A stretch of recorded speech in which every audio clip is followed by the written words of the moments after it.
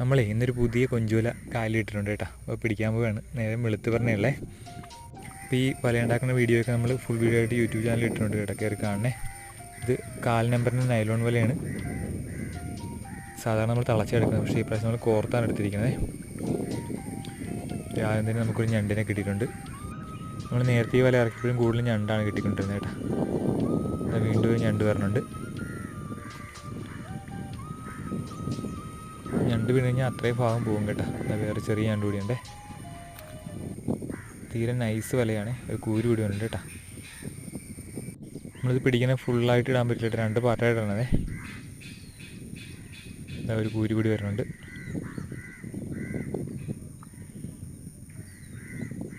Channel ഇഷ്ടമായി വീഴപ്പോണ്ട് സമയം കിട്ടുമ്പോഴൊക്കെ കാണണേ.